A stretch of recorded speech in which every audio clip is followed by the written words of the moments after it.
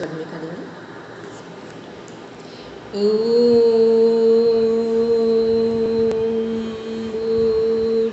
भूर्भुवः स्वः तत्सवितुर्वरेण्यं भर्गो देवस्य धीमहि धियो यो नः प्रचोदयात्। Now rub your palms, touch your eyes, then open your eyes.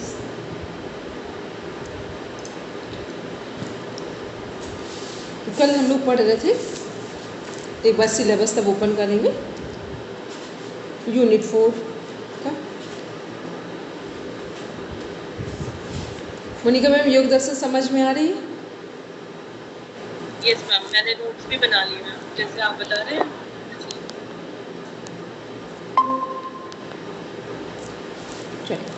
कल हम लोगों ने पढ़ा था योग का अर्थ, स्वरूप देखा था, फिर चित्त देखा था, चित्त की अवधारणा, चित्त त्रिगुणात्मक है हमारा। फिर इसी में हम लोगों ने बात की थी चित्त की भूमियों पर, कि हम किस भूमि पर हैं, तो हमें कौन सी साधना करनी है।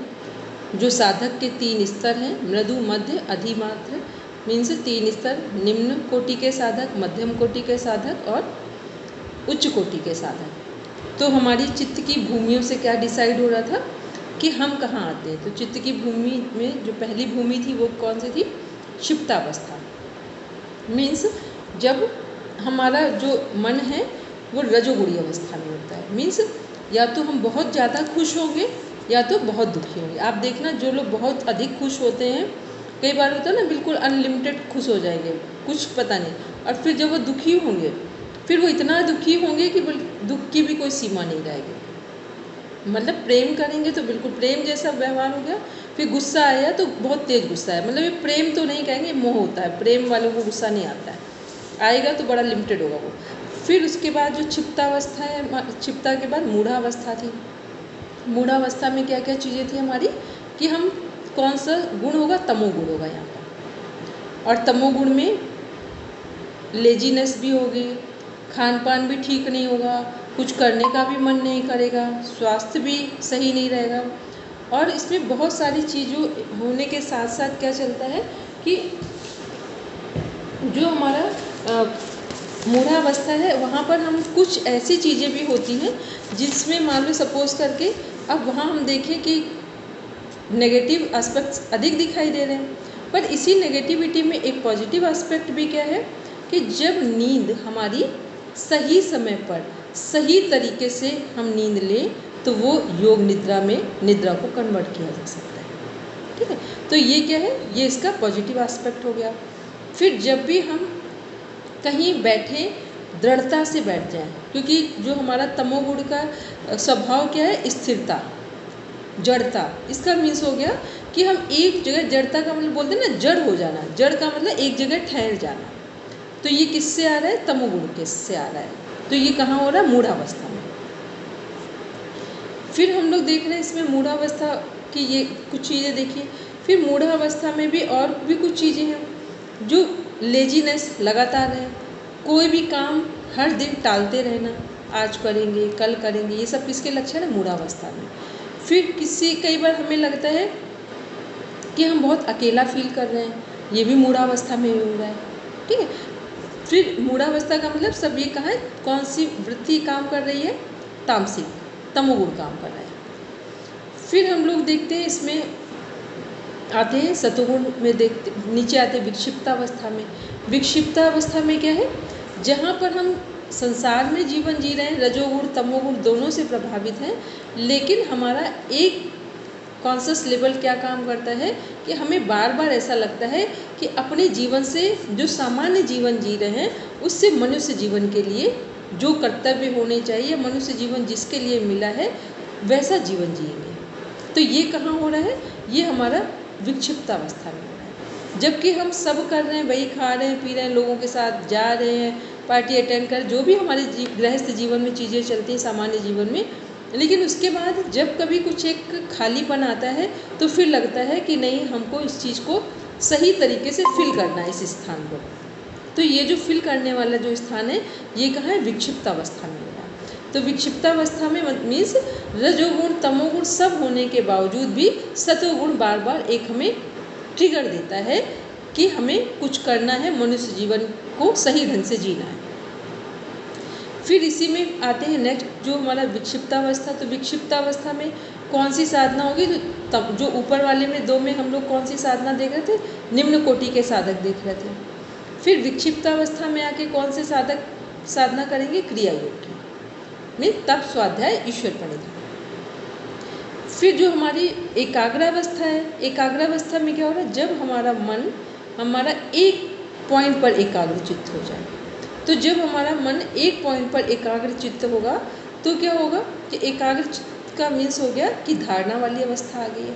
तो एकाग्र चित्त ये भी बता रहा है कि वृत्ति हमारी वन वे हो गई है। वृत्ति वन वे का मीन्स हो गया, जो क्लिष्ट वृत्तियाँ थी अब वो किस में कन्वर्ट हो गई, अक्लिष्ट में हो गई। फिर अक्लिष्ट में भी वन वे जो हमारी वृत्ति है, मुख्य कौन सी वृत्ति है, विवेक ख्याति है। विवेक यहाँ पूरी तरह से जागृत हुआ है। तो विवेक जागृत होने के कारण क्या हमको समझ में आने लगा है कि विवेक से पहले वैराग्य आता है। विवेक से वैराग्य क्यों आता है, क्योंकि विवेक के कारण हम ये जान पाते हैं कि जो जीवन मिला है इसमें शाश्वत जो सत्य है, एटर्नल ट्रूथ, यूनिवर्सल ट्रूथ है क्या। तो हमें क्या समझ में आता है कि इस दुनिया में कुछ भी कर लो, कुछ भी प्राप्त कर लो, कुछ भी कितना भी अच्छा क्यों ना हो जाए, लेकिन मृत्यु से हम बच नहीं सकते। कुछ मिले ना मिले मृत्यु निश्चित है। तो ये जब विवेक से ज्ञान आता है तो इसी से फिर हमें वैराग्य होता है। वैराग्य होता है तो हम क्या करेंगे, संसार के जीवन को जिएंगे, लेकिन उससे डिटैच होते जाएंगे और अपने मनुष्य जीवन के कर्तव्यों को पहचान कर फिर हम आगे बढ़ते जाएंगे। तो एकाग्रावस्था में विवेक ख्याति वृत्ति हमारी काम कर रही है, और ये विवेक ख्याति वृत्ति जो काम कर रही है ये क्या यहाँ पर कनेक्ट कर रही है कि मनुष्य जीवन में क्या सही है और क्या गलत है, दोनों के बीच में अंतर पता चल रहा है। तो ये जो एकाग्रावस्था है, ये यहाँ पर जो साधक हैं वो किसका अभ्यास करेंगे, अभ्यास और वैराग्य। मीन्स विवेक के कारण जो वैराग्य आया है संसार की चीज़ों का सदुपयोग करने का, वो वैराग्य है, और उसको नियमित उस पर काम करेंगे, वो अभ्यास हो गया। और फिर उसके साथ क्या करना है, ईश्वर प्रणिधान करना है। तो ईश्वर प्रणिधान ये सभी चीज़ें किस साधक की कौन सा स्तर हुआ, प्रथम कोटि के साधक। ठीक, तो वो कहाँ पर साधना कर रहे हैं, एकाग्रावस्था में। और एकाग्रावस्था में वृत्ति एक ही रह गई है हमारी। तो यहाँ पर क्या हो रहा है कि हमारा जो चित्त है वो किसकी भांति दिख रहा है, स्फटिक मणि की भांति। स्फटिक मणि क्या होता है, कांच की तरह है, ट्रांसपेरेंट, आर पार देख सकते हैं उसमें, तो वो दिख रहा है यहाँ पर। फिर हम लोगों ने नेक्स्ट देखा निरुद्धावस्था। निरुद्धावस्था में क्या है, जो हमारी विवेक ख्याति मुख्य अक्लिष्ट वृत्ति है उससे भी वैराग्य हो गया। तो उससे भी वैराग्य होने पर हमने क्या प्राप्त किया, समाधि, मोक्ष, कैवल्य, जो भी हम कहना चाहें उसको हमने प्राप्त किया। तो ये हमने किस में देखा था, चित्त की अवधारणा देखी थी। चित्त त्रिगुणात्मक है, पूरे योग दर्शन का कॉन्सेप्ट चित्त है। फिर हमने चित्त भूमियाँ देखी कि चित्त भूमियाँ कैसे साधक के स्तर के साथ, साधना के स्तर के साथ कनेक्ट हो रहे हैं। फिर हमने इसी में देखा कि जो हमारी चित्त भूमियाँ हैं इनमें जो हमारी अवस्थाएं हैं वो उन अवस्थाओं में कौन सी वृत्ति और कौन से गुण काम कर रहे हैं। चित्त की अवधारणा क्या है, चित्त हमारा त्रिगुणात्मक चित्त है, सतोगुण, रजोगुण, तमोगुण से निर्मित है। तो यदि त्रिगुणात्मक चित्त है तो जब साधना योग अभ्यास किया जाएगा तो त्रिगुणातीत की कौन सी अवस्था हो जाएगी, गुणातीत हो जाएगी। चित्त क्या है, त्रिगुणात्मक है, त्रिगुणातीत है। और जब साधना करके मोक्ष कैवल्य को प्राप्त कर लेंगे तो यही त्रिगुणातीत किस में कन्वर्ट हो जाएगा, गुणातीत में। मतलब तीनों से ऊपर हो गया। जैसे हम लोग पढ़ते हैं ना कालातीत, कालातीत का मीन्स क्या हो गया, भूत, वर्तमान या महाकाल सुनते हैं ना, तो महाकाल का मीन्स हो गया तीनों काल से जो ऊपर काम करता है। तो तीनों काल कौन से हो गए, पास्ट, प्रेजेंट और फ्यूचर। इनसे ऊपर जब उठ जाते तो वो महाकाल हो गए। उसी को बोलते दो आई से जो नहीं देखा जा सकता वो किससे देखते हैं? थर्ड आई से। तो ये हो गया यहाँ पर। फिर हम लोग ने देखा चित्त वृत्तियाँ दो प्रकार की हैं, क्लिष्ट अक्लिष्ट। तो जब हमारी चित्त भूमियों में कहाँ क्लिष्ट वृत्ति काम कर रही है और कहाँ अक्लिष्ट काम कर रही है, एक बार बताएंगे। जिसको जिसको समझ में आ गया, चित्त भूमियों में, चित्त भूमियाँ जो हैं वहाँ क्लिष्ट अक्लिष्ट ये और अक्लिष्ट से बाहर ये तीनों वृत्तियाँ कहाँ किस अवस्था पे काम कर रही हैं। जिसको समझ में आ गया वो बोलेंगे। चित्त में क्लिष्ट वृत्ति, ठीक है, और विशिष्ट, और मूड में क्लिष्ट वृत्ति ज्यादा और उससे भी कम है अक्लिष्ट वृत्ति, और विशिष्ट में दोनों बराबर है, क्लिष्ट भी है अक्लिष्ट भी है, और एकाग्र में सिर्फ अक्लिष्ट वृत्ति है, और निरुद्ध अवस्था में दोनों वृत्तियां समान, सभी वृत्तियों का निरुद्ध। ठीक है। तो त्रिगुणातीत की अवस्था कहाँ आई? त्रिगुणातीत ऊपर तक था, निरुद्धावस्था में क्या है? गुणातीत है। ठीक है, ये कॉन्सेप्ट आता है इसमें। जब हम निरुद्धावस्था में, गुणातीत का मीन्स हो गया तीनों गुणों से ऊपर हो गए, बाहर आ गए। तो क्योंकि अब यहाँ कोई वृत्ति ही नहीं काम कर रही है, तो जब वृत्ति काम नहीं कर रही है तो सतोगुण रजोगुण तमोगुण क्या हो गए? सब साम्य अवस्था में चले गए। चलिए फिर अब इसमें देखते हैं। इसके बाद हम लोग एक बार चित्त में एक कॉन्सेप्ट कल इनकम्प्लीट था, उसको आज देख लेते हैं। चित्त में कितनी चीज़ें हैं पहले तो वो कनेक्ट करेंगे। चित्त के विषय में कौन कौन से कनेक्टिविटी जो हम लोग ने कॉन्सेप्ट देखे वो कौन कौन से पढ़ेंगे। फिर एक रह गया, उसको आज कंप्लीट करके फिर आगे बढ़ेंगे।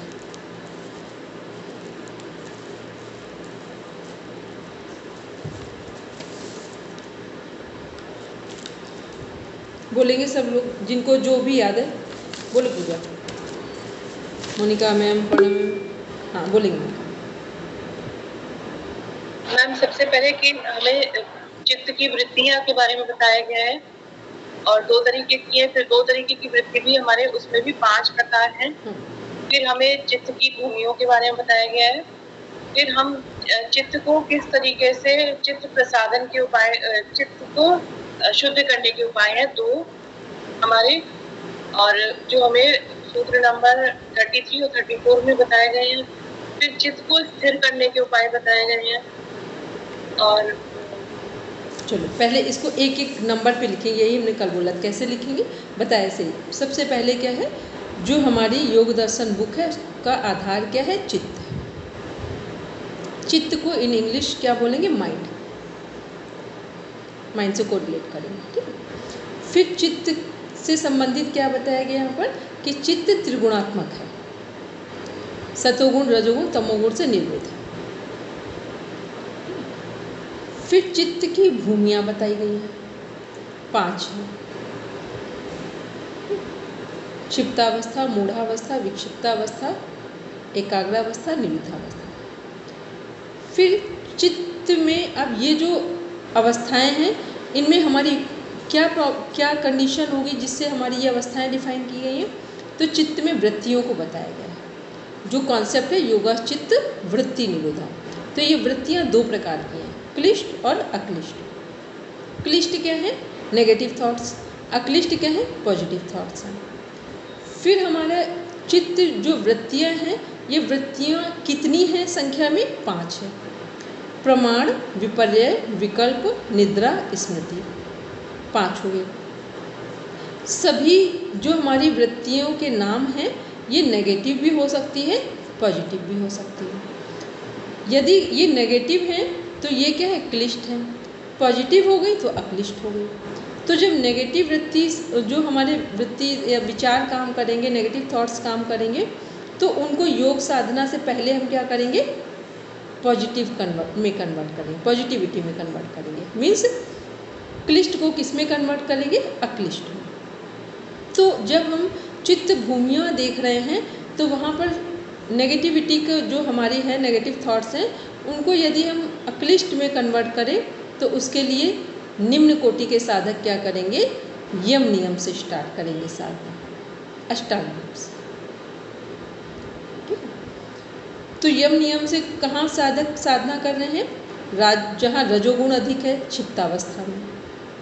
जो लोग रजोगुण का स्वभाव क्या है? बहुत खुश हो जाना और बहुत अधिक दुखी हो जाना, एकदम प्रेम से बिहेव करना और एकदम से एग्रेसिव मोड में आ जाना, और बहुत कुछ पाने की चाहत रखना, कहीं कोई लिमिट ही ना होना जीवन में। ये सब क्षिप्तावस्था में रजोगुण अधिक होने पर ये सारी चीज़ें आती हैं। ओवर एक्साइटमेंट और वर्कलोड बहुत अधिक लेना, ठीक है।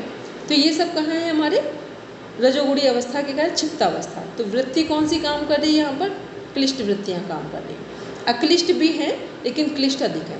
फिर हम लोगों ने मूढ़ावस्था देखा, वहाँ पर भी क्लिष्ट वृत्तियाँ अधिक हैं। अक्लिष्ट में क्या है? यदि हम नींद को, तो यहाँ वृत्ति, अभी हम लोग निद्रा पढ़ा था, तो निद्रा कौन सी वृत्ति? क्लिष्ट में आती है। लेकिन यही निद्रा जब हम इसे योग निद्रा में कन्वर्ट कर लें, सही समय पर सोएं और सही समय पर जागें, सोने से पहले अपने सभी कामों को ध्यान से देखकर उनकी एक लिस्ट बनाकर, या ये बोले कि अपने दिन में व्यक्ति, वस्तु, परिस्थिति जिसको भी हमने फेस किया है, स्वयं को भी क्षमा कर दें और दूसरों को भी क्षमा कर दें। ये सब क्या है? निद्रा को भी किसमें? निद्रा यदि क्लिष्ट में है तो अक्लिष्ट में कन्वर्ट की जा सकती है।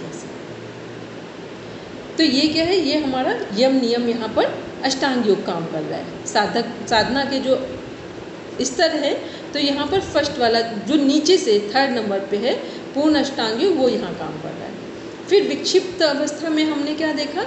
वहाँ पे हमारा रजोगुण, तमोगुण और सतोगुण सब काम कर रहे हैं। मीन्स हम सब कुछ संसार में जी रहे हैं, जैसे खा रहे हैं, पी रहे हैं, सब कुछ कर रहे हैं, लेकिन कहीं ना कहीं कुछ करने के बाद हमारे माइंड में एक खालीपन आता है, दिल दिमाग में, जो हमें ये बताता है कि हमें अब कुछ और करना है।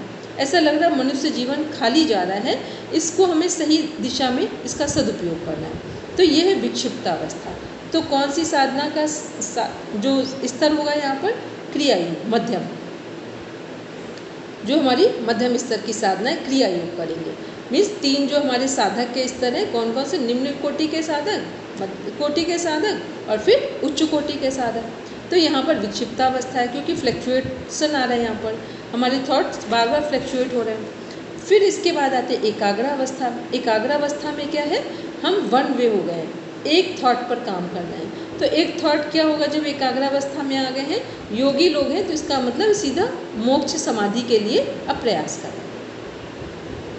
तो ये क्या है? ये एकाग्रावस्था का मीन्स हो गया हमारे कौन से थॉट प्रोसेस आ रही है, या साधना का कौन सा स्तर होगा? प्रथम कोटि के साधना।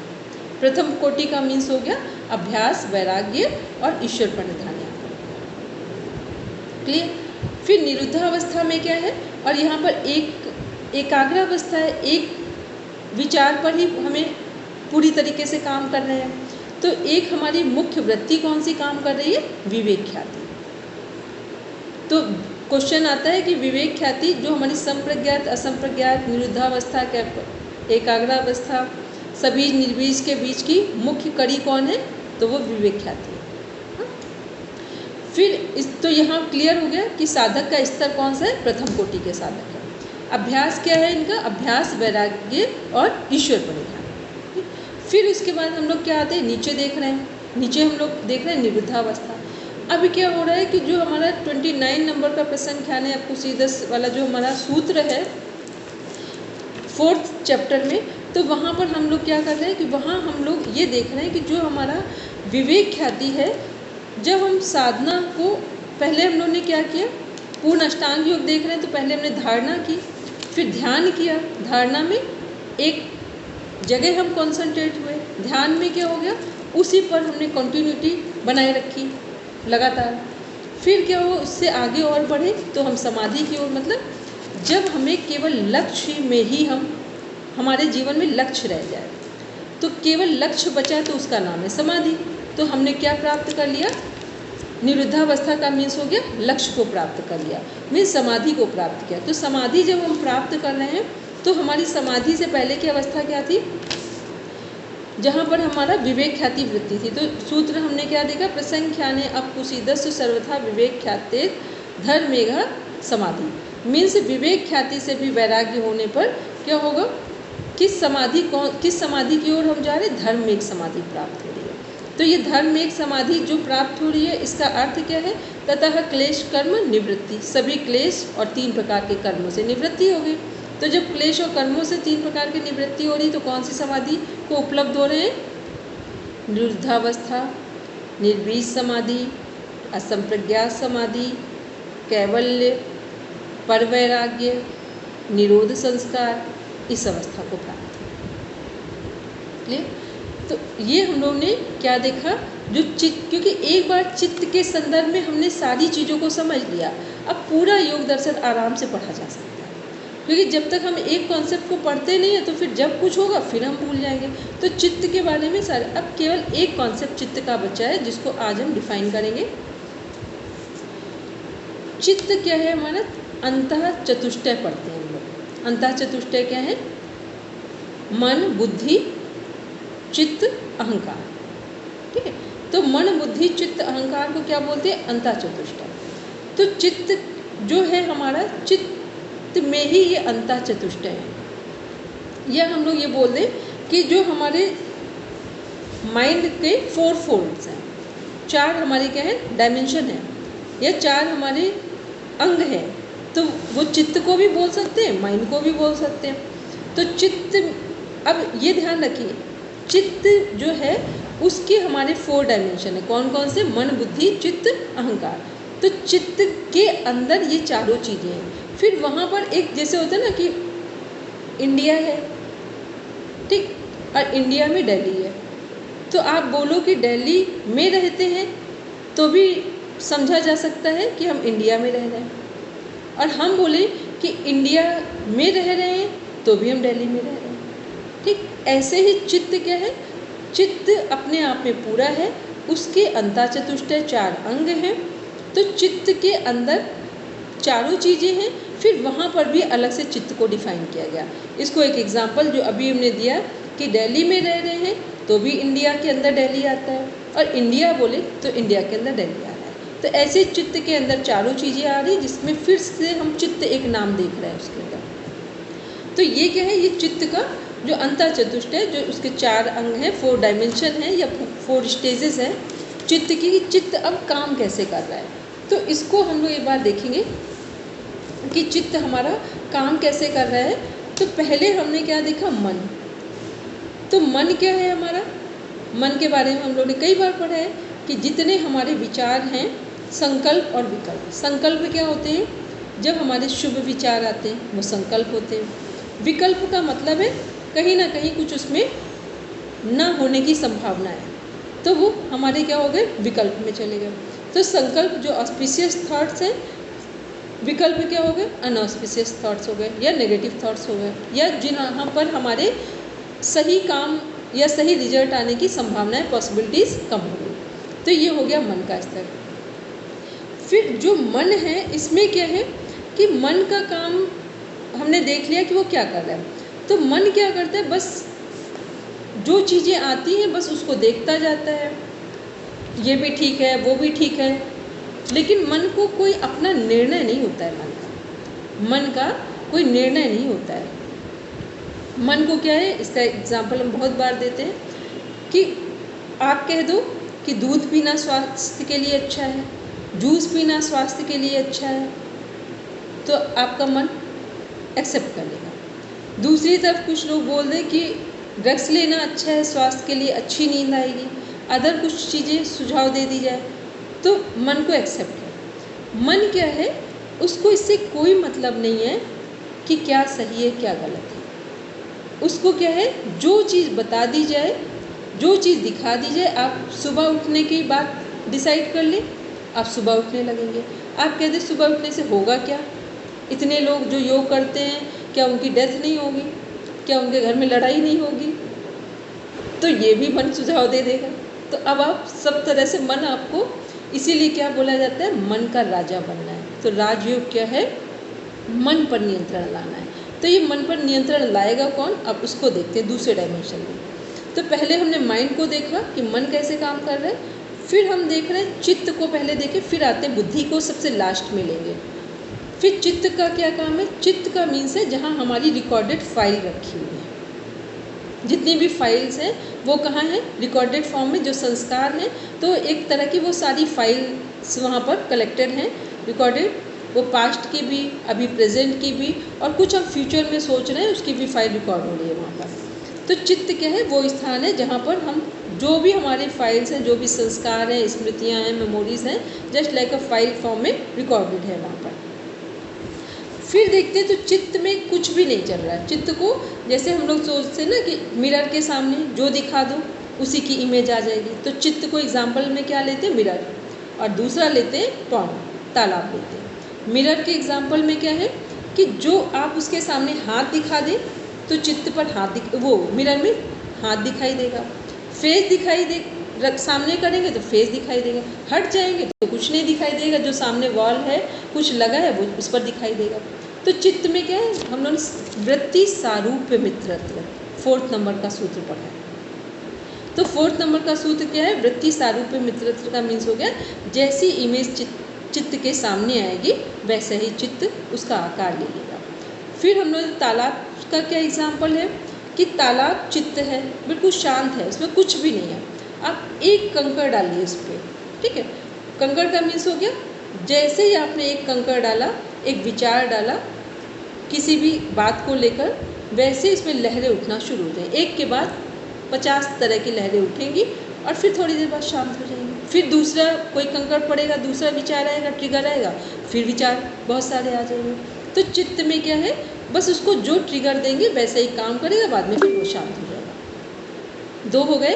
ये एग्जाम्पल इसलिए क्योंकि चित्त को समझाना इतना आसान नहीं है। आप सब कर लेंगे, आप अथॉरिटिक वे में चित्त नहीं समझा पाएंगे, ठीक है? इसलिए इस बार हमने लगभग एक ही जगह पर सारी चीज़ों को कनेक्ट किया। हमेशा करते हैं लेकिन इस बार एक बार फिर कर दिया ताकि कुछ, क्योंकि आप लोग काफ़ी कुछ समझ चुके हैं, ठीक है? बोलेंगे पूनम? जो आपने तालाब का एग्जाम्पल दिया है कि हमने कंकड़ डाला और उसमें लहरें उठनी शुरू हुई, तो वो हम मन के लिए नहीं बोलते कि मन में जरा सा कुछ हुआ और अपनी मन में कुछ नहीं होता, नहीं मन में नहीं होता, वो चित्त में होता है। जैसे चित्त में मतलब ऐसा हुआ, देखो जैसे कोई अभी आपको आया, किसी ने कहा कि नेट का रिजल्ट आने वाला है, ठीक है? जस्ट अभी आ, तो चित्त को वो मैसेज पहुंचा। अब विचार कहाँ आएंगे? मन में आएंगे, ठीक? अब मन में जो विचार आ रहे हैं वो उसका इम्पैक्ट कहाँ आ रहा है? चित्त है तो एक तरह का मन ही है, हमारा माइंड ही तो है, बस योग की भाषा में से चित्त बोल रहे हैं। तो मन में क्या है? सारे विचार उठ रहे हैं, लेकिन रिकॉर्ड कहाँ होंगे? वो चित्त पर होंगे। मन में रिकॉर्ड नहीं होता है, चित्त पे रिकॉर्ड होता है। ये बस क्या है, एक कदम आगे की बात कर रहे हैं हम लोग, जो फिलॉसफी में हम लोग देख रहे हैं, ठीक है? मन में क्या है? विचार उठ रहे हैं, एक तरह का चित्त मन ही है, तो उसमें विचार उठेंगे। फिर थोड़ी देर के बाद क्या हो जाएगा कि जैसे मान लो अभी हम लोग बैठे हैं, आराम से बैठे हैं, अभी हम लोग पढ़ने की बात कर रहे हैं, फिर अचानक से हमने पूछा कि 12th क्लास में आप कौन सी ड्रेस था, आपका ड्रेस का कलर क्या था? तो रिकॉर्डेड फाइल कहाँ है? वो चित्त पर है, ठीक है? मन ने क्या किया? हमें याद है कि हम ग्रीन ड्रेस पहनते थे, मेरी स्कर्ट थी, तो मन को क्या हो गया? मन को कुछ याद नहीं है, याद किसको आया? चित्त को, क्योंकि रिकॉर्डेड फाइल वहाँ पड़ी है और हमने वो पहनी है ड्रेस, तो जस्ट हमको याद आ गया, ठीक है? तो ये क्या हुआ? वृत्ति सारूप्य मित्रत्व, जैसी चीज सामने आई चित्त ने वैसा उसको जवाब दे दिया। फिर आते हैं हम लोग देखते हैं, एक चीज और पूछनी थी, मन और चित्त जो है वो हमारी इंडियन फिलॉसफी में है, वेस्टर्न फिलॉसफी में एक ही चीज है, और इनको इंग्लिश में क्या बोलते हैं? चित्त को इंग्लिश में डिफाइन करेंगे तो मन बोलेंगे, चित्त को इंग्लिश में डिफाइन करेंगे तो मन बोलेंगे। देखो इसको फिर से एक बार देखिए, चित्त एक ओवरऑल एक स्पेस है, ओवरऑल जिसके अंदर ये 4 कंडीशंस आ रही हैं, एक मन की, एक चित्त की, एक बुद्धि की और एक अहंकार की। अब एक हो गया ना कि एक घर में मुखिया है कोई व्यक्ति, ठीक है? फिर मुखिया के भी काम हैं, ठीक है? तो उसने सबको काम दे रखा और उसका भी अपना काम है। तो चित्त का क्या है? एक ओवरऑल खुद हैंडल कर रहा है सबको। फिर उसके अंदर ये 4 चीज़ें हैं, तो उसमें चित्त की क्या भूमिका है वो चित्त में दिखाया जा रहा है। बाकी जो कनेक्टिविटी है वो किससे किससे है, चित्त पर जो प्रभाव पड़ेगा तो उसमें मन है, बुद्धि है, अहंकार है। मन विचारों के लेवल पे काम करेगा, चित्त में फाइल रिकॉर्ड हो रही है, क्योंकि जब वेस्टर्न फिलॉसफी की बात करते हैं तो वहाँ चित्त को हटा दिया जाता है। फिर इसके बाद बुद्धि है, तो बुद्धि में क्या हो रहा है हमारा, बुद्धि को भी बाद में लेते हैं। अब आते हैं अहंकार को देखते हैं। अहंकार क्या कर रहा है, अहंकार जो है दो तरीके से जिसको हम बोलते हैं, पहला जो ये हम लोग मन, बुद्धि, चित्त, अहंकार, और यही हमारे संप्रज्ञात समाधि में क्या है, अस्मिता है। तो जब संप्रज्ञात समाधि में अस्मिता जो है वो इसी अहंकार से रिलेटेड है। ठीक है, तो ये अहंकार क्या है, आइडेंटिटी है हमारी। तो हमारी एक आइडेंटिटी होती है कि स्वयं के प्रति हम क्या है, हमारा जीवन किस लिए है। पहली आइडेंटिटी हम सबकी क्या है, हम मनुष्य हैं। पहली आइडेंटिटी क्या है, हम हमारी मनुष्य हैं या हम जीवित हैं। एक हो गया हम जीवित हैं, फिर उससे भी बड़ा इसमें दूसरे कदम पे आएंगे तो हम मनुष्य हैं। हम कुछ भी हों, मेल हो, फीमेल हो, कोई कास्ट, क्रीड, सिस्टम, रिलीजन कहीं से कनेक्ट हो, लेकिन पहले क्या होंगे, पहले मनुष्य होंगे। तो ये क्या हो गई, ये हमारी आइडेंटिटी हो गई। तो इसको हम लोग क्या बोलते हैं, जिसको हम लोग स्वाभिमान से कनेक्ट करते हैं। फिर दूसरा पार्ट है अभिमान, जो ईगो वाला पार्ट है। अब जो हम मनुष्य हैं, अब मनुष्य का ईगो कैसे काम करता है। यदि हमने योग डिपार्टमेंट में काम कर रहे हैं तो क्या हो गया, ईगो कि हम योग डिपार्टमेंट में टीचर हैं। फिर हमने क्या देखा, इसी को योग डिपार्टमेंट में टीचर बोल दिया। फिर हमने इसी में बोला हम फीमेल हैं। फिर हमने बोला हम क्षत्रिय हैं। फिर हमने इसी में बोला, मतलब हम एक के बाद सारी आइडेंटिटी को, फिर हम रिच हैं कि पुअर हैं, हम रूरल एरिया से कनेक्टेड हैं या अर्बन से हैं। मतलब इतनी सारी ईगो के पॉइंट्स हैं कि जिसमें आप अपने को सुपर बनाते जा रहे हैं। जो आइडेंटिटी है वो क्या है, हमारी मनुष्य है। उसके बाद जितनी चीज़ें भी हम बता रहे हैं वो सब क्या है, वो हमारे ईगो से कनेक्टेड हो रही है। ठीक है, तो ये क्या है, तो ये हमें ध्यान, तो जब हम लोग योग में पढ़ रहे हैं तो योग में हमें क्या चाहिए, अपनी आइडेंटिटी को ध्यान में रखना योग में। और अपनी आइडेंटिटी के लिए हमें क्या करना है, मनुष्य जीवन किसके लिए मिला है, संसार का सदुपयोग करके मुक्त होने के लिए मिला है। ये है हमारी आइडेंटिटी के अनुरूप फर्क मिला है। अब इसके बाद जो ईगो वाले फैक्टर में आप जितना चाहो उतना बढ़ाते जाओ, लेकिन जितना आप ईगो वाले फैक्टर से कनेक्ट होते जाएंगे उतना अपनी आइडेंटिटी को खोते जाएंगे, उतना हम आइडेंटिटी को खोते जाएंगे। तो यहाँ ये हो गया अहंकार। अब देखते हैं इसी में जो हमारा बुद्धि है उसको ध्यान में रखते हैं कि जो हमारी बुद्धि है वो क्या है, ये जो 4 प्रोसेस ऑफ माइंड है या चित्त है, इनमें जो हमारा बुद्धि है वो सर्वश्रेष्ठ है। सारा काम किससे कनेक्टेड होगा, बुद्धि से। बुद्धि क्या करती है, डिसीजन मेकिंग पावर का काम करती है, निर्णय लेने की क्षमता किसके पास है, बुद्धि के पास है। अब बुद्धि को क्या बोलते हैं, एक तरह का जैसे कोई डिपार्टमेंट है तो वहाँ कोई मैनेजर बैठा हुआ है, तो मैनेजर है तो मैनेज करेगा सही से। और यदि मान लो वो मैनेजर एक्टिव मोड में है तब तो वो पूरी संस्था को मैनेज कर लेगा, और यदि वो इनएक्टिव मोड में है या पैसिव मोड में है तो वो क्या करेगा, उसके कोई भी निर्णय अच्छे ही नहीं होंगे, कमज़ोर होंगे। तो जब बुद्धि का निर्णय कमज़ोर होता है तब मन बेकाबू होता है, तब मन पर कोई लगाम नहीं होती। जब बुद्धि का निर्णय कमज़ोर होगा, जिसकी बुद्धि कमज़ोर है उसके मन उसके कंट्रोल में नहीं। तो मन को, क्योंकि जो निर्णय देने का काम है या नियंत्रण करने का काम है वो किसका है, बुद्धि का है। तो बुद्धि यदि सही है, सात्विक है, सही वातावरण से प्रेरित है, सही लोगों के साथ काम कर रहे हैं, तो क्योंकि वातावरण से भी बुद्धि का सहयोग है, संस्कारों से भी बुद्धि का सहयोग है, तो बुद्धि यदि हमारी श्रेष्ठ है, स्ट्रांग है, तो हमारा मन हमारे कंट्रोल में है।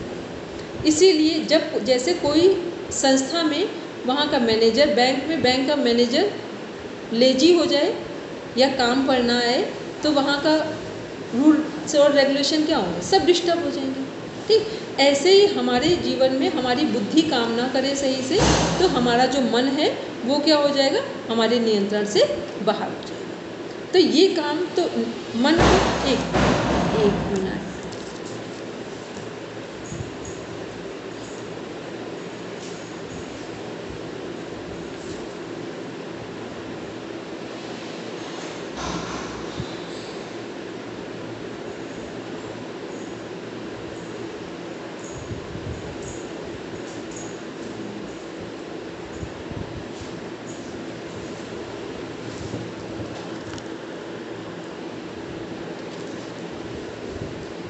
तो क्या होगा कि मन हमारे नियंत्रण से बाहर हो जाएगा। तो हमारे जो फोर जो है माइंड के या चित्त के, इसमें सबसे अधिक मजबूत होना, स्ट्रांग होना किसका जरूरी है, बुद्धि का। ठीक है, क्योंकि बुद्धि का ही मैनेजमेंट काम करता है पूरा। फिर इसके बाद क्या है कि जो हमारी बुद्धि है, बुद्धि से ही मन नियंत्रित हो रहा है हमारा। फिर बुद्धि अगर सही होगी तो हम अपने आइडेंटिटी को भी सही से समझ पाएंगे कि हमारी आइडेंटिटी क्या है, मनुष्य होना है। फिर जेंडर, कास्ट, क्रीड, सिस्टम, वो सब उसके बाद है। ये बुद्धि सही होगी तो ये होगा।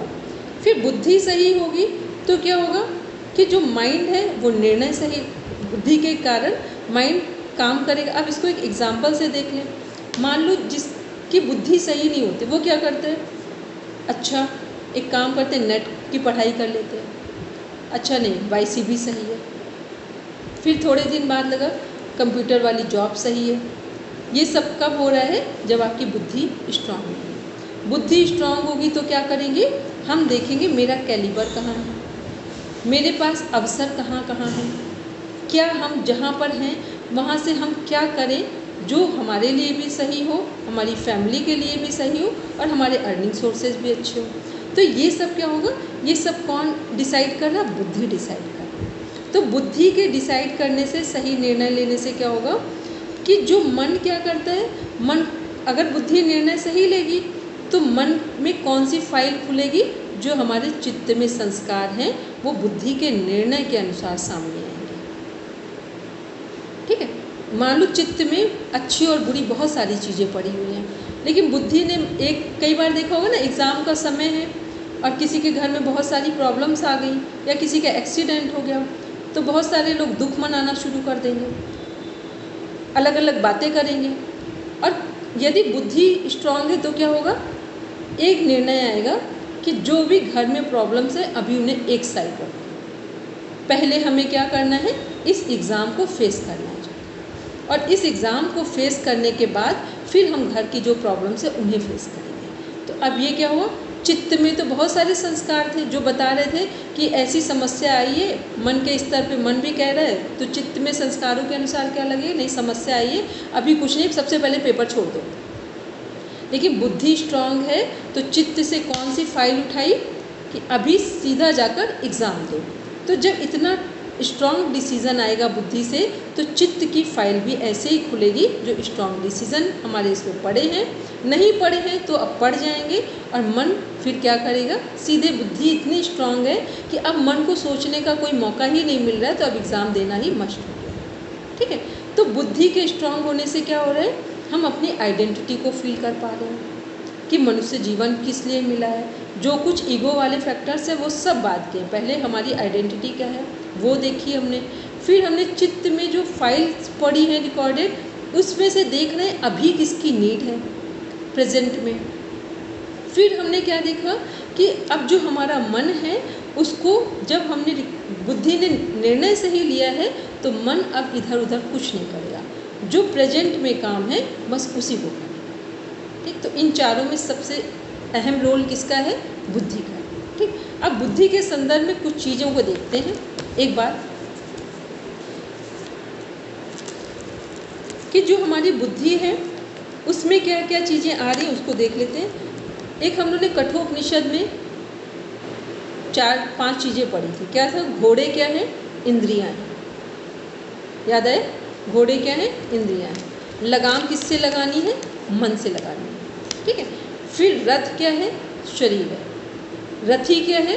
बुद्धि है। आत्मा। रथी क्या है? आत्मा है। फिर सारथी क्या है? बुद्धि। सारथी बुद्धि हो गया, ठीक है, सही इसका मतलब पढ़ा है। सारथी होगी बुद्धि। तो जो बुद्धि है हमारी, वो क्या करना है, इस पर एक बार फिर इसको चेक करके लेना है, कठोपनिषद का ये जो कॉन्सेप्ट है। तो ये सब में क्या है, तो बुद्धि ही हमारा सर्वश्रेष्ठ निर्णय देगी कि कैसे हम पूरे अपने सिस्टम को, अपने जीवन को एक दिशा में ले जाएं। अब देखते हैं इसी में जो हमारे बुद्धि से संबंधित 5 चीज़ें हैं, क्योंकि शायद फिर पढ़ाएंगे, एक बार रिपीट तो करेंगे क्योंकि रिकॉर्डिंग में लेना है हमको नेक्स्ट। तो इसमें बुद्धि के स्तर पर 5 चीज़ें हैं कि किसी की बुद्धि सही है तो वो कौन कौन से सिम्टम्स आएंगे जो आपकी बुद्धि को सही बता रहे हैं कि आपकी बुद्धि सही है। तो इसमें सबसे पहला सिम्टम क्या होगा? 5 जो हमारे पैरामीटर्स हैं बुद्धि से रिलेटेड। पहला है कि हमारी बुद्धि क्या होगी? नॉन जजमेंटल होगी। नॉन जजमेंटल का मीन्स होता है ये नहीं कि किसी एक पॉइंट पर पार्शियलिटी के साथ काम करें, जो सही है वो सही है, तो ये नॉन जजमेंटल है।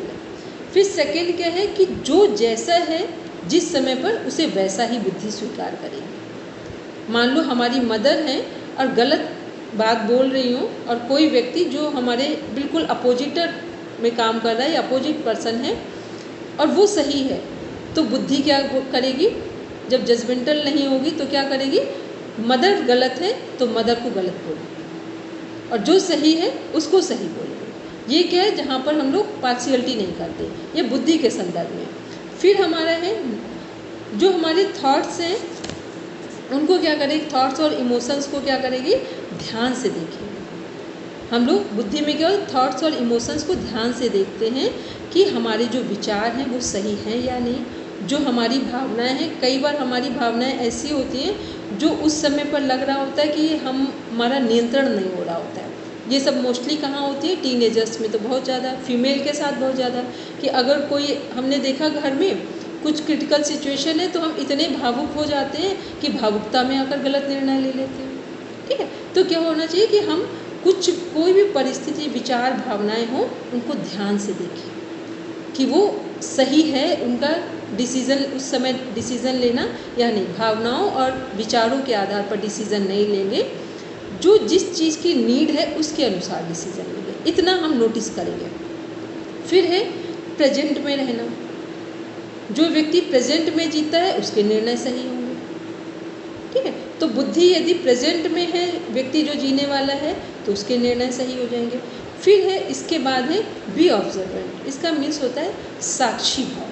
साक्षी भाव का मीन्स होता है कि जब आप बिल्कुल तटस्थ होकर किसी भी चीज़ से प्रभावित ना हो, ना व्यक्ति, ना वस्तु, ना परिस्थिति, और फिर आप कोई निर्णय लेते हैं। तो ये सब हमने किससे के संबंध में पढ़ा? बुद्धि के संदर्भ में पढ़ा। यदि 5 चीज़ें हमारे जीवन में हैं तो फिर आप समझ लेना बुद्धि हमारी ठीक है। क्योंकि बुद्धि जब हमारी ठीक क्यों नहीं होती? कभी हमें लगा हमारी बच्ची का मैटर है, हम फ्लक्चुएट हो गए वहाँ पर, कभी लगा हस्बैंड का मैटर है, कभी लगा फ्रेंड का। जब हमें निर्णय लेना हो तब सारी चीज़ों को साइड में रखिए, बिल्कुल निर्दोष भाव से डिसीज़न लेंगे। जब ऐसे डिसीज़न लेना आ जाए तो समझ लेना कि जो 4 फोल्ड हम पढ़ रहे हैं यहाँ पे, थॉट के संबंध में, माइंड के संबंध में, चित्त के संबंध में, वो बिल्कुल सही जाएंगे। और सारे चीज़ों का जिम्मेदारी किस पर आती है? बुद्धि पर आती है। इसीलिए सबसे पहले लोग क्या बोलते हैं? भगवान से क्या मांगेंगे? सद्बुद्धि मांगेंगे। ठीक कुछ मांगो ना मांगो, सद्बुद्धि की प्रार्थना करनी है। ठीक है, अब क्लियर हो गया सद्बुद्धि क्यों कहा जाता है? क्योंकि सद्बुद्धि से ही सब कुछ बन सकता है। तो ये आज हम लोगों ने बात की किसके संदर्भ में?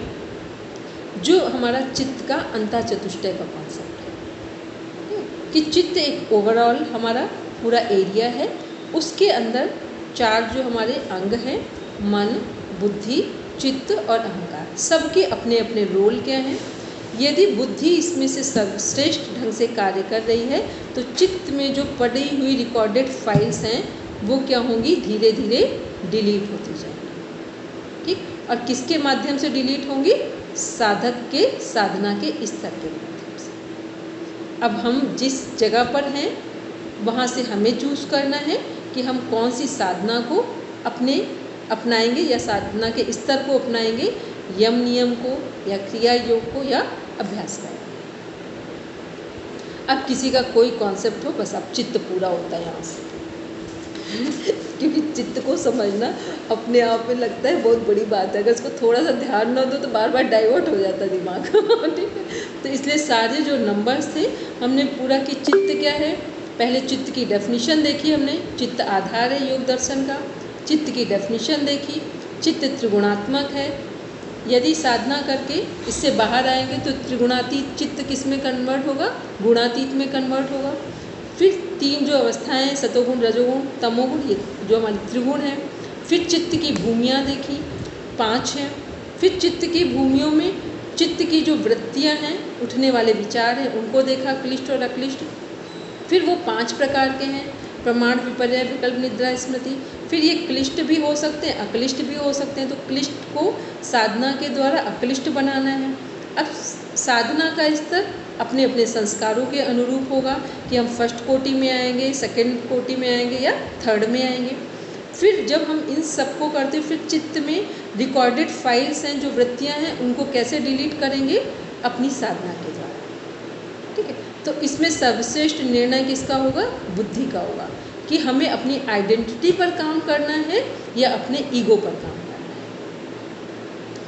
ईगो अधिक होता जाएगा तो क्या खो जाएगी, आइडेंटिटी खो जाएगी।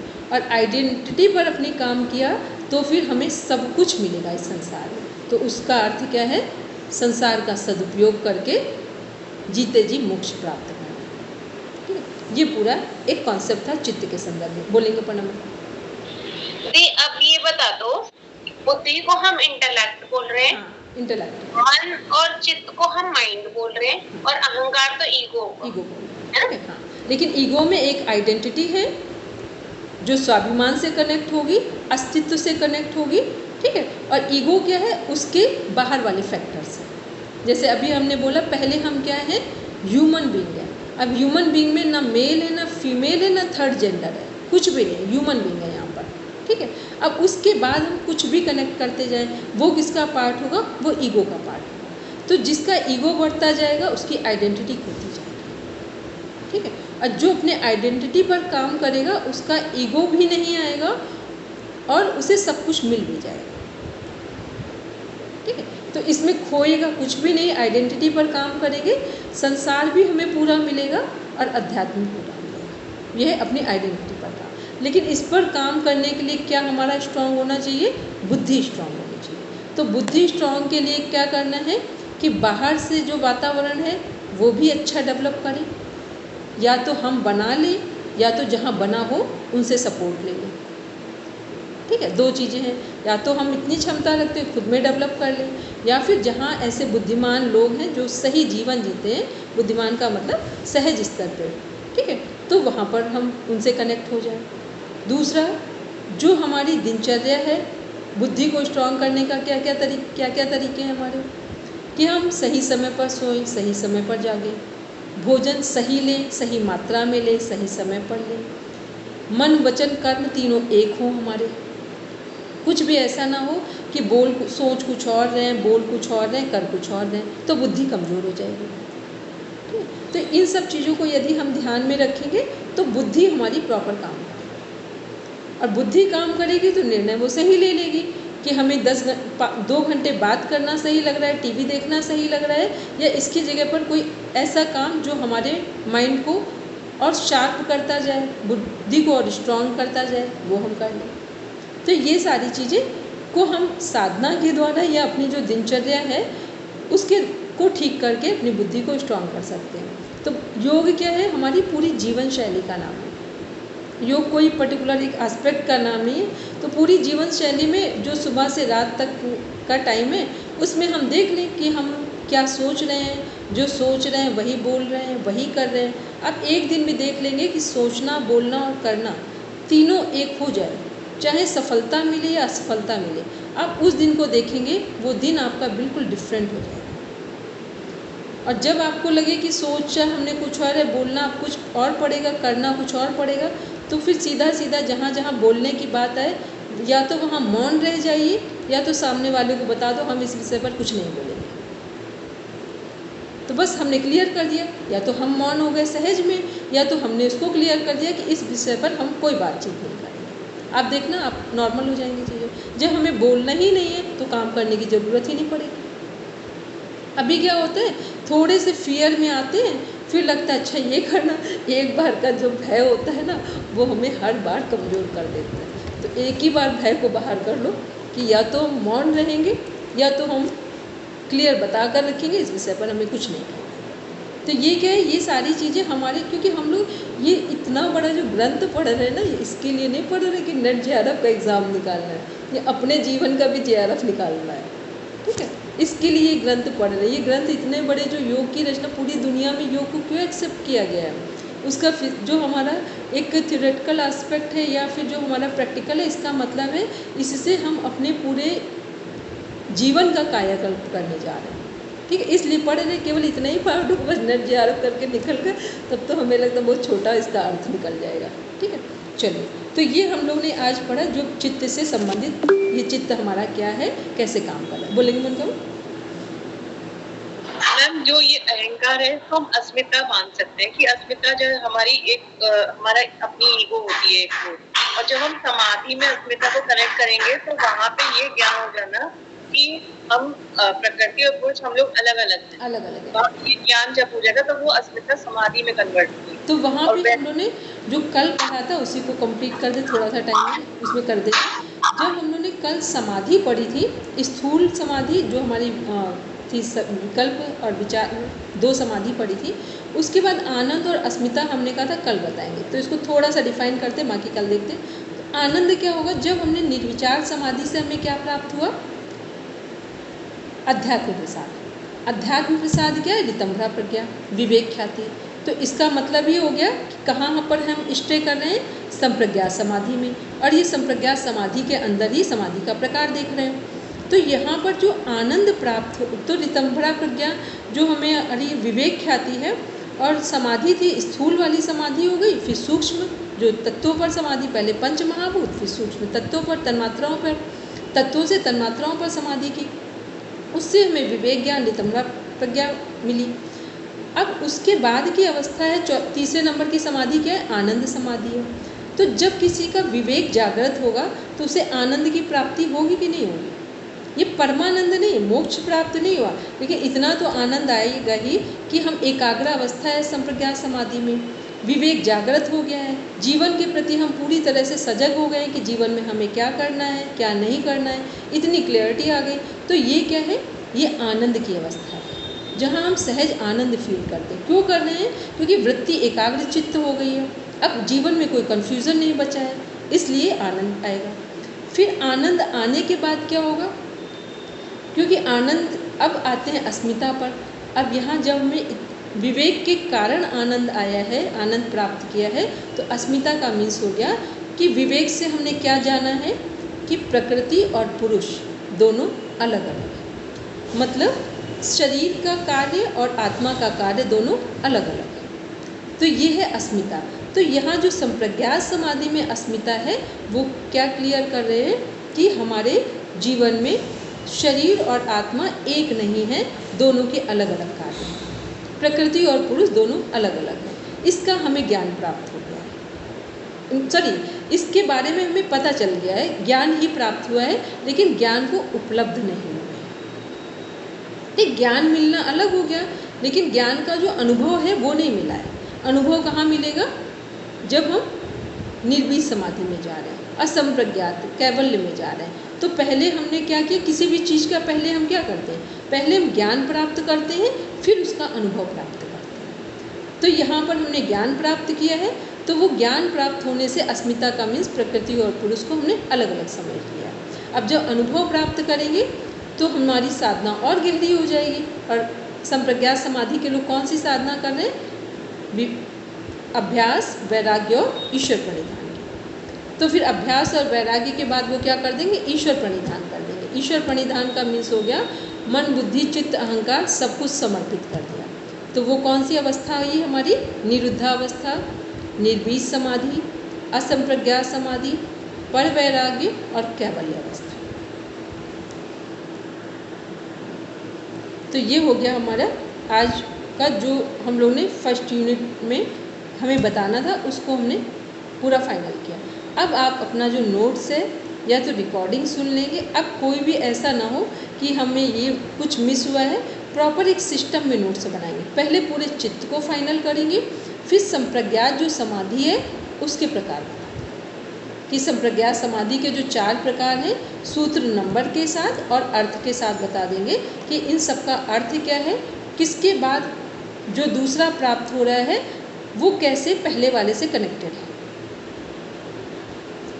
इतना अगर आपने सही से समझ लिया तो अब योग दर्शन आप ऑलरेडी काफ़ी दिन से पढ़ चुके, पहले भी पढ़ चुके, तो बहुत इजी लगेगा पढ़ना। ठीक, और ये अपने आप में एक ऐसी बुक है जो हमारे यूनिट के लिए भी, जो JRF नेट के लिए भी अप्रोप्रिएट है, दूसरा अपनी लाइफ के लिए भी, क्योंकि इसको जब ध्यान से पढ़ो तो अपने जीवन को बिल्कुल क्लियर समझ में आता है कि हम कैसे छोटी छोटी चीज़ों से प्रभावित हो रहे हैं। वो फिर चीज़ें जिनसे हम प्रभावित हो जाते हैं, और आप देखेंगे जब आप किसी के अनुसार निर्णय ले लेते हैं, वो आप दबाव में आकर लें या कुछ समझ ना आए तब ले लें, तो देखेंगे बाद में जाकर आपको हर दिन अफसोस होता है। निर्णय हमेशा अपनी बुद्धि के अनुसार हो। अब मेरी बुद्धि से वो मैच कर जाए या दूसरे की बुद्धि हमसे श्रेष्ठ हो, या तो दूसरे की बुद्धि श्रेष्ठ हो कि वो चुनाव कर ले हमारा, क्योंकि 2 ही चीज़ें होती हैं, या तो आप चुनाव करेंगे या दूसरा आपका चुनाव कर लेगा।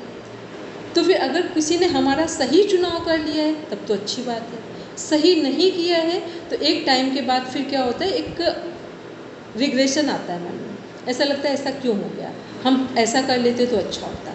तो ये क्या है, इसलिए हमें जब साधना करते हैं, हमें कुछ ना समझ में आए तो एक ही चीज़ सुबह शाम मांगे, सद्बुद्धि मिल जाए।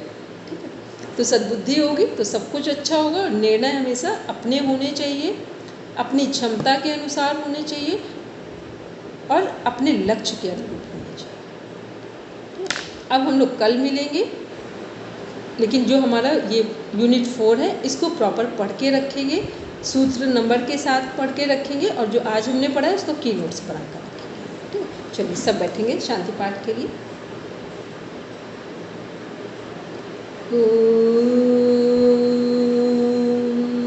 शांति शांति शांति, सर्वारिष्ठस्तु शान्तिर्भवतु। Now rub your palms, touch your eyes, then open your eyes. चलो सबको प्रणाम, शुभ रात्रि, बाय।